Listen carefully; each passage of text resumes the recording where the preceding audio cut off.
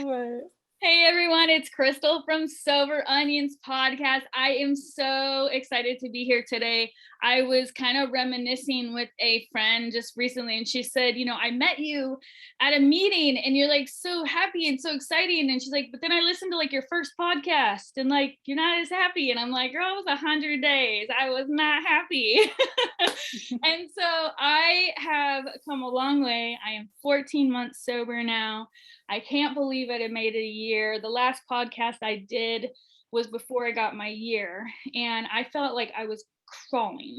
I felt like everything was happening to me, and there was situations that happened to me right before I became 1 year that I was like, I'm not gonna make it. Like, I am not going to make it. And that's all I wanted to do was just hit that milestone so that I could say that I did, so I could show my kids. And I was right there, and it just like everything was hitting me, and my recovery was so challenged. And so I really had to kind of, stop podcasting and start taking care of my own recovery. And I really had to plug in with my sponsor and the women around me because I was struggling.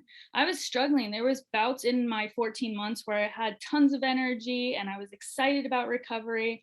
And before my 1 year, I was really in it, and I was very emotional, but I made it. I made it, and I continued on. And so here I am back again.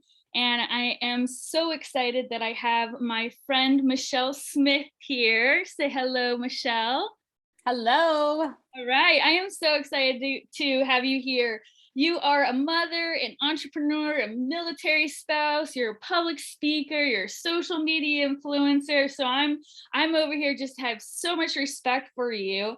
And I'm just really excited to talk to you about recovery and challenges and what makes a social influencer tick, like what makes you so different from the rest of us because of that platform that you have. And when I first got sober, I had no idea any of this existed. And it kind of broke my heart because I was 41 years old and I had a 20 and a 21-year-old daughter, two daughters. And I found out that Instagram and TikTok and Facebook and online had all these resources. And I was 41 years old.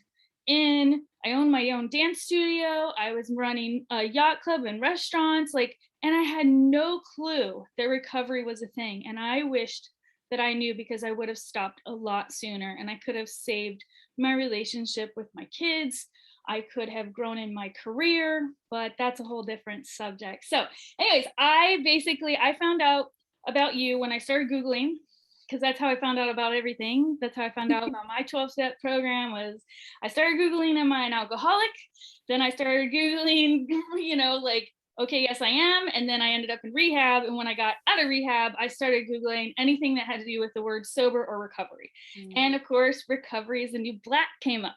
So of course, everyone knows Orange is the New Black. We've all seen it. So it was like, man, that's catchy. She really thought that was smart, first impression.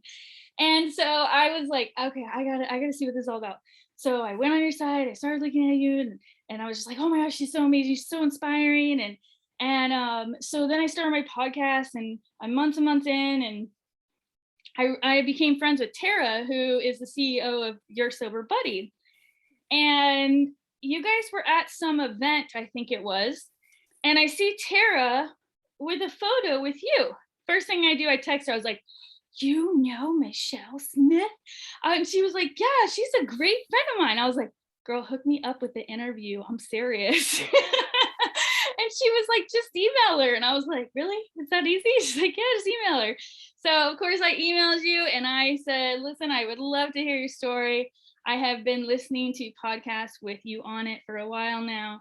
So I have lots of questions, but of course the listeners, they would love to know who you are. So I'd like to open the floor a little bit for you to introduce yourself, maybe why you're here and what your passion is for this industry, and then we can go into some other topics. So Michelle, thank you so much for being here.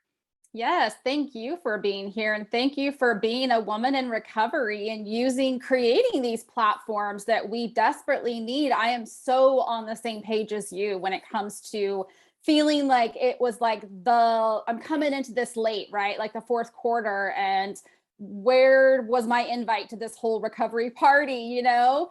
And I think our stories are so similar, and there's so many other women who feel that same way. So by any means, Crystal, you are not alone, you know, and I think it's never too late.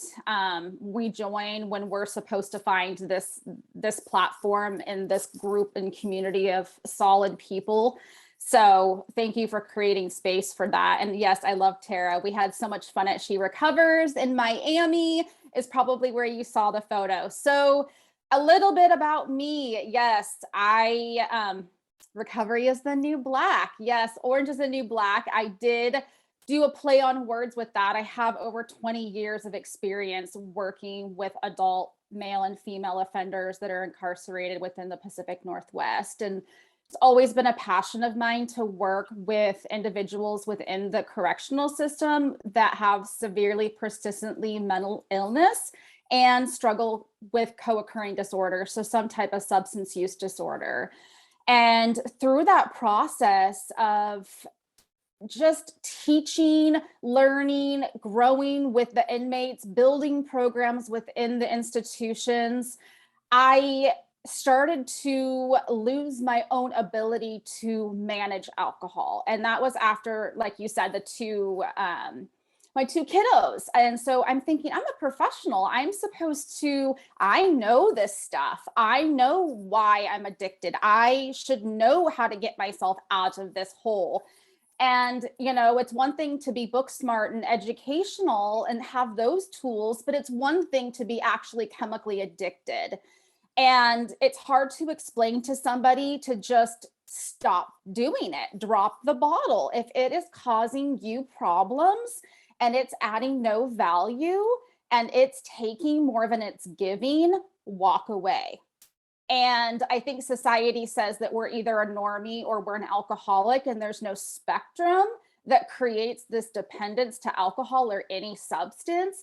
And so unless you're a full-blown quote unquote alcoholic, you just continue to keep drinking because it's the only drug that we have to justify tapping out on, right? And saying we don't want it. And so I just kept it a secret. And it was just easier to I was literally a closet drunk. I was just chugging 3 bottles of wine simply to pass out, past the whole top shelf, great alcohol, gas station trips. Let's just get this done, pass out, my reward, do it again tomorrow. And so through my own process, knowing that I was struggling, I, went to treatment. I had so many failed attempts, so many. I was so resistant. I was so dang stubborn. And, it's just one of those things you eventually just figure it out. You have that moment of complete clarity that everything. It's not like this, for me at least, it wasn't this aha moment. It was just, hospital visits and broken relationships and broken promises and lost jobs. And I just woke up and said, you know what? There was nothing remarkable about it. It was just, I surrendered. I am no longer going to pick up alcohol regardless of what it takes. Nothing requires a drink. I don't care what I'm going to go through. I'm taking that off the table for negotiation. And I'm going to focus on sitting in the discomfort of my own emotions in life, knowing I can't drink, versus the devil and the angel of like, okay, I'm not going to drink. And then by 5 o'clock, I'm like, literally don't know how I got to the parking lot of the liquor store. That's how my life was. And so it was crazy. So, when I finally just got over the fact that like I am an alcoholic, and I can say that in meetings, and I'm a proud, grateful alcoholic, to be completely honest. And I know labels don't work for a lot of people, and that's okay. It kept me sick for a really long time because I was so afraid of the stigma that was attached with alcoholism. But it's really cool because I've kind of flipped the script on what I feel like it is. I don't think of this person underneath a bridge that's houseless, that's drinking out of a brown paper bag, because that was far from what I looked like.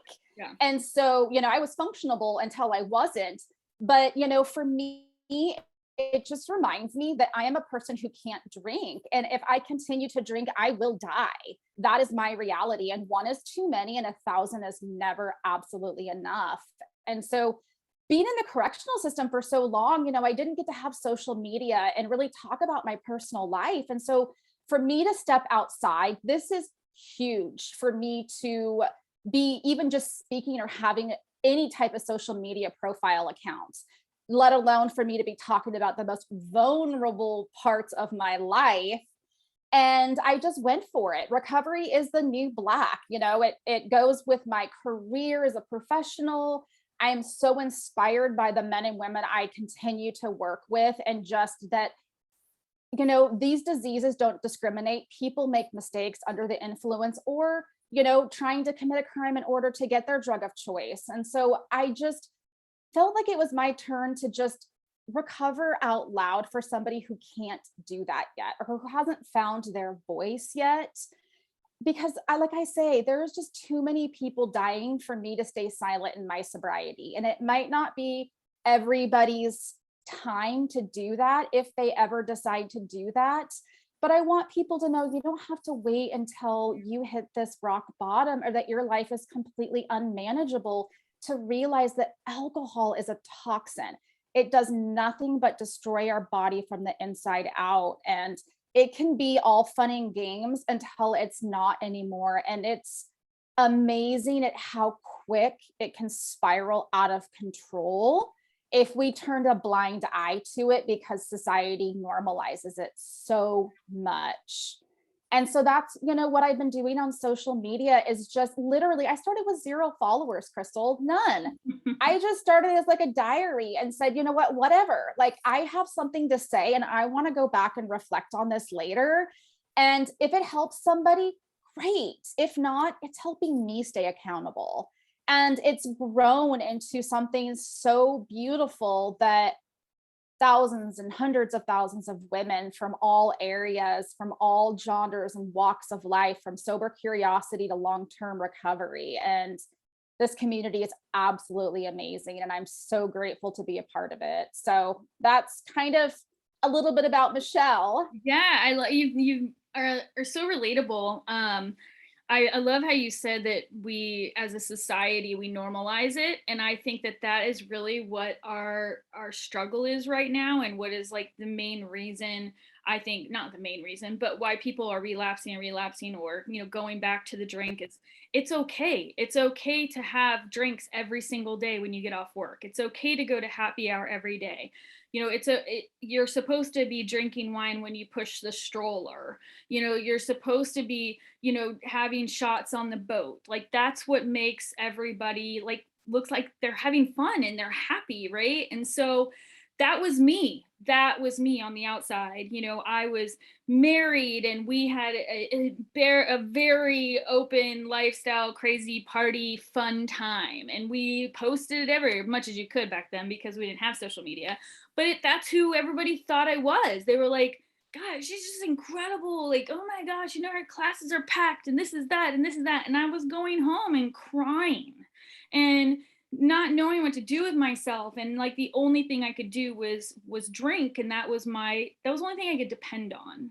I knew it would never fail me. Even when I woke up the next day and it was like, oh my gosh, like who did I tick off? And where's my wallet? And Yep. like, where's my car?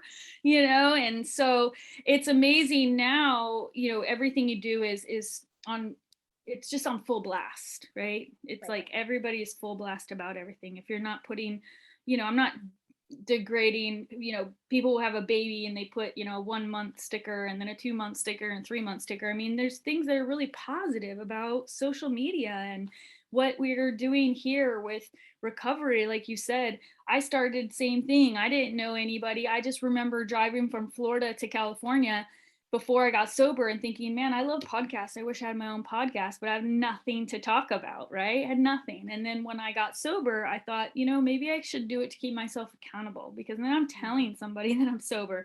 Putting me being sober out in the universe was not something that anybody was going to expect. Mm-hmm. Not anybody that knew me on the outside. Everyone on the inside was like, thank you, Jesus. Finally, she's getting some help, And so, so it's interesting how like you said, you were just going in there and you were just basically laying yourself out vulnerable. And that's what people are attracted to, because they want to know that they can relate to you. And, sometimes it's like, people like you guys are going to need to see the YouTube video, but you're beautiful. You're beautiful, and you're just, everything just is in place. And so you think, well, gosh, if she can do it and I can get to that happy spot, then there has to be some hope for me. And so it's incredible what you've done as a mother. And like you said, you went and you got help, right? You went to a treatment center. Now, how did you manage staying a mom, going to treatment center, and then were you married? Are you married?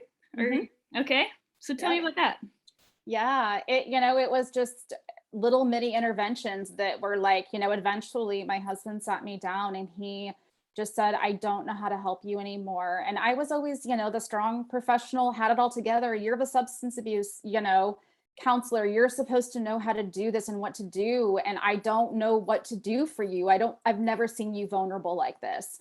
But everything that we've tried has been unsuccessful, right? It's like, you make these promises and then it won't happen again. And then it happens again and all the things. And he just, got to his wit's end and finally just said, it's treatment or me and the kids have to go. Mm. And, of course, it was like, I don't want to lose anybody, but I'm also really scared to lose alcohol. And it's so sad for me to be completely transparent and say that it was a really hard decision. And that breaks my heart so bad to say that, because that's a sick person, that is having to choose between a bottle and their babies and their husband. I had created a life I had dreamed of. I was living it and I just was so depleted and I was not fulfilled. I was depressed. And so he just said, you got to go. You got to go. We need you well. And I packed up my bag and I left.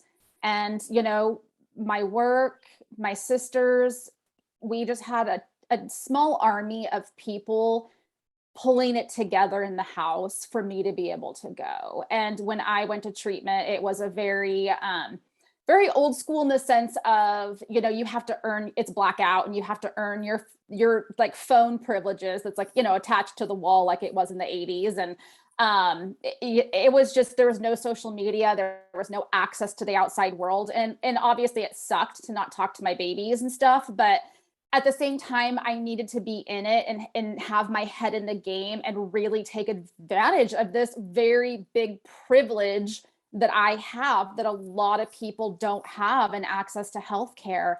And I am not going to, not even just mess this up, but it's like I am going to be here and all in it and gain everything I can, because I told myself I'm going to be gone for my anniversary, my kids' birthdays, Mother's Day, all these reasons I kept telling myself maybe next month, right? And I said, Michelle, this is the only time you have to ever be gone from the people that you love. This time you have to go so you can be there for the rest of your life. And I just had to keep remembering that. And so I did have support, unfortunately, that I wasn't successful in maintaining my sobriety. Like a lot of people think this is the last resort. What else is there for a higher level of care? But that was part of my journey. It really, really helped me continue to steer the ship towards the sobriety that I'm continuously maintaining at this point. So it wasn't for nothing, even though it felt that way for a while. I agree with you. I think for me too, like I was 41. I'm stubborn. No one can tell me what to do and when I can call someone, when I can email someone. Like, I'm a business owner, don't you know? And I am literally sharing a room with 10 other women who are exactly the same as me. And it was very humbling, but it was also so defeating. I just remember being so defeated. And I talk to people now who approach me and then they're like, how did you decide to go to treatment? And I was like, I didn't decide. My body decided for me. My body ended up going into the ER and having a seizure. And my doctor was like, if you don't get help, you're going to die.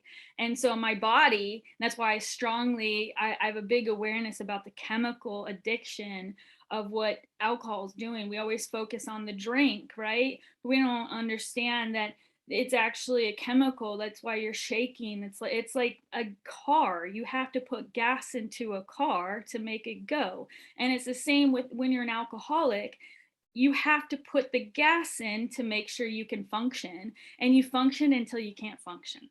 Right. And that's when you start, really questioning yourself, and there's all this depression and doubt. And I just tell people, just go, because I was like, who's gonna watch my dog? I made every excuse, like, well, how am I going to pay for this? Well, how am I going to miss work? How many times I miss work because I was blacked out or I was late? How many times I missed something of my kids because I was blacked out? If you probably added that all together, I was in rehab for like 2 years. So Oh yeah. And the thing is too, is that if your job doesn't matter if you're dead. exactly. You know what I mean? I finally had to realize that. I'm like, my job isn't going to matter. I'm going to get fired. I've already showed up and gotten fired from 3 jobs before because I brought my booze. Like, it's just going to keep going. So yeah, I totally agree. I've been there too. Yeah, I think that's part of what I always say, my mess is my message. And when I feel like I can make any impact on someone is just taking that step, just that one step over. It's like we're in the 20th century and we're spoiled. And so we just are like, we're without a phone for a month, or, my dog, and we just do this thing. And I'm here to tell you, like, yes, all those things. And you're going to continue to think them while you're at treatment center too. But once you get that help and you get that clarity and you get that gasoline, which it actually is, out of your body, then you're going to start thinking a lot clearer, and you're going to go, okay, I made the right decision. Now what? Then that's where people like you come in, and other resources. And, it doesn't matter how you get sober, just get sober, and how you stay sober doesn't matter either. Just stay sober. That's the whole point. So you talked about in your podcast before that you had a family history with addiction, and you talked about your father. I didn't get much more out of that. Is that something you're comfortable talking about, or Absolutely. Okay, because I know for my family, I believe it's generational. My everyone except for my parents, because they didn't drink because everyone else did, and they thought they could skip the generation, and maybe if they didn't drink, then their kids wouldn't be alcoholics. Well, yeah, it didn't work, and so I believe it's generational. What is your thought on that? I think that definitely plays a factor in it. Absolutely. I think I think the environment also plays a huge factor. My family was the same way. And I just refrained by choice from really not being around it or even wanting to poke the bear, so to speak, because I knew that it was in the family, and I had seen adults acting goofy and acting different, and I had the perfect example of what not to be. And so, when I finally did decide to say, hey, I'm an adult, I can enjoy a glass of wine. Why not? Right. It was the most vulnerable time in my life where I was susceptible to my addiction the most. So it's like dormant, that genetic component is there hibernating, and I poked the bear. That's like my way of describing it, because it was like, yeah, I didn't become a drunk overnight, but it's because society just keeps telling me that I'm not bad enough. I haven't had a rock bottom. So you don't need to stop. It's not a problem yet. But like I said, when it becomes a problem, you're so physically dependent that it's harder to stop, right? So it's easier to stop at the front end, but we don't have a reason to stop, right? And so that's how I describe it. I was so afraid of being somebody like my father in that aspect, that I wanted better for my family and for my kids. And so that's why I stayed away, and I poked the bear, and it was okay for a few years, and it just kind of, okay, a little bit more of a consequence, and it's like, we keep pushing our boundaries and our quote unquote like rock bottom, right? I will never call in sick to work, and it's like, I feel a hangover, which should be a side effect in itself, saying, I don't like the way this makes me feel, and I don't like having a migraine and barfing on myself. So maybe I shouldn't drink. and so it's like, but the boundaries just changed from drinking and driving. Well, I haven't gotten caught yet. Oh, now child protective services because I ended up in the hospital. Oh, Mhm. but I never got in trouble for that. So let's keep going. And you keep going and you go until you die, or you have enough people or situations that detour you into slowing down and give you that opportunity to get your head on straight. Absolutely. I mean, alcohol is a pandemic.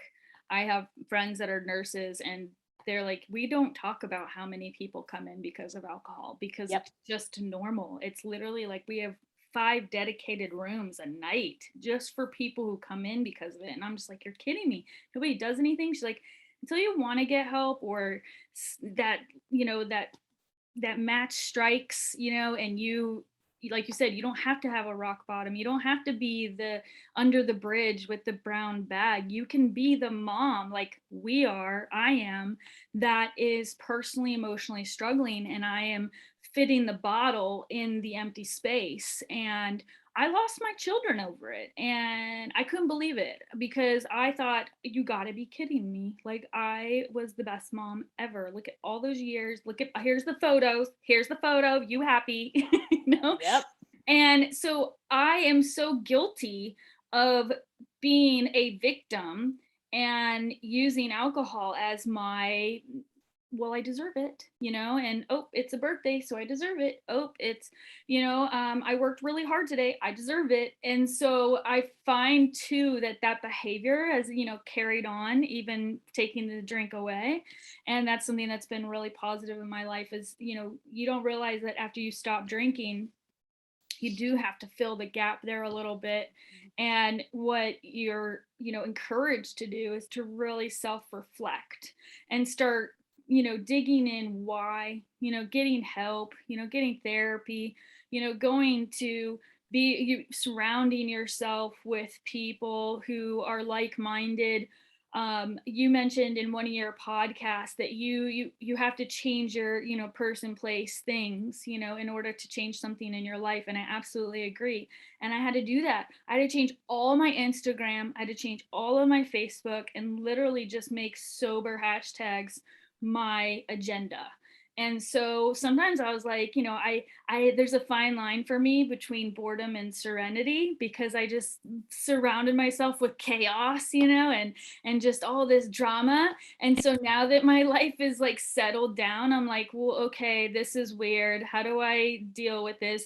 And I think that's what is the hardest part about being right on the cusp of that sober curious, and you're like, do I have a problem? Like you said, I'm 100% agreeing with you. Like, nip it in the butt, like, let's get to it. Let's don't wait until, this is why we're here. We're on this podcast so that you won't make the same mistakes, right? That's what we do with our kids. We try to be a better version of our parents, and it goes down the line. And so it's like, I feel like that one step over is where I love to tell people, like, it's going to be okay. There are lots of resources. You're still going to have all those feelings. Nothing is going to be wiped away.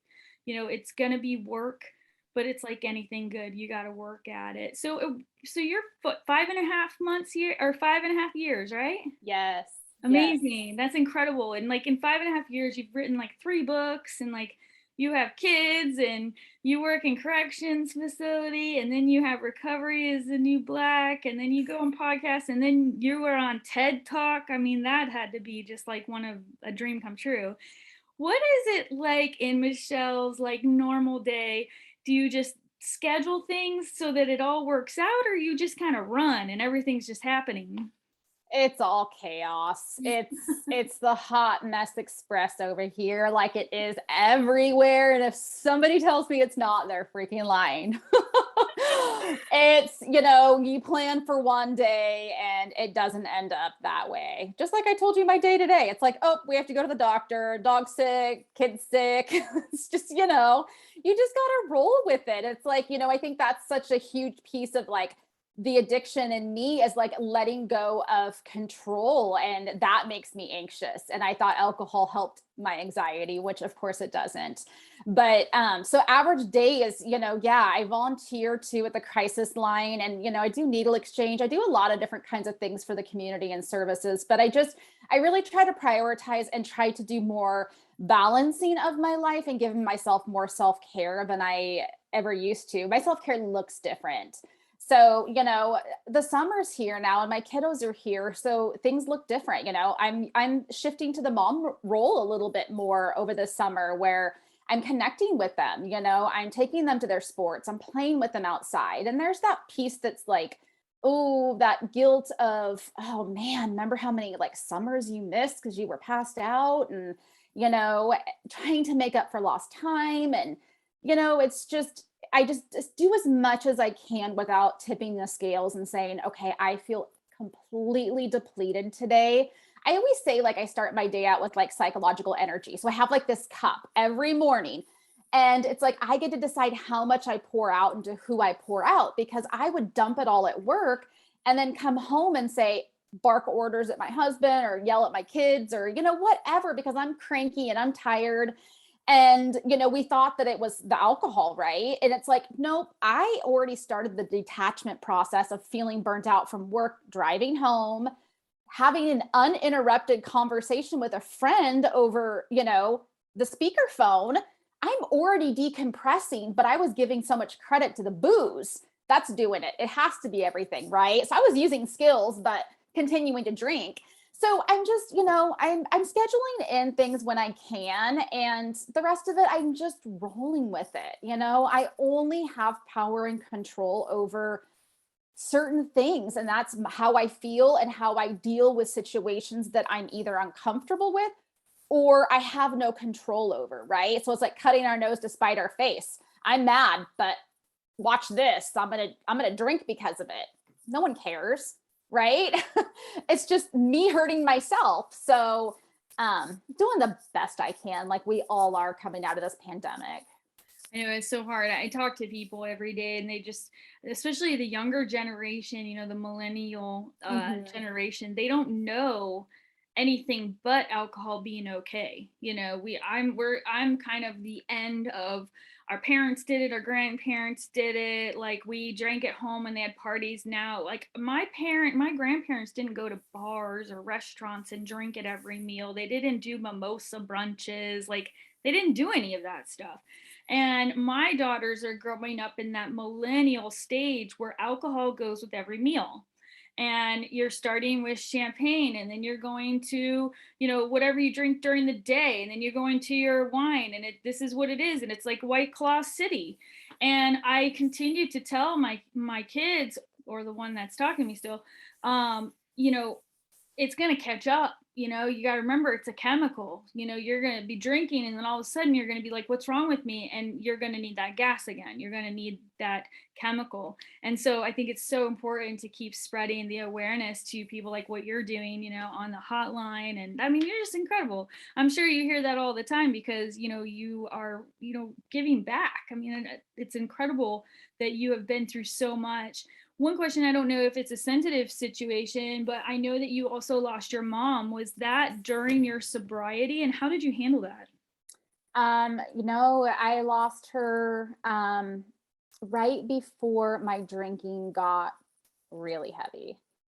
Okay. So I avoided the bereavement process. I had just had my daughter, and so, those 2 years in between having my son, it was really hard. You find out who, they say when people die, or what is it, get married or whatever, the two are divorced. It's like you find out who people are, and it's just like, having her leave quickly, and, everyone's relationship was so different. And there was a lot of like, finger pointing, and it's hard. It's becoming a mom and wanting to call your mom because your daughter has a fever, is teething. Like that's when I'm like, I don't know if you did half of this for me, which I know you did, but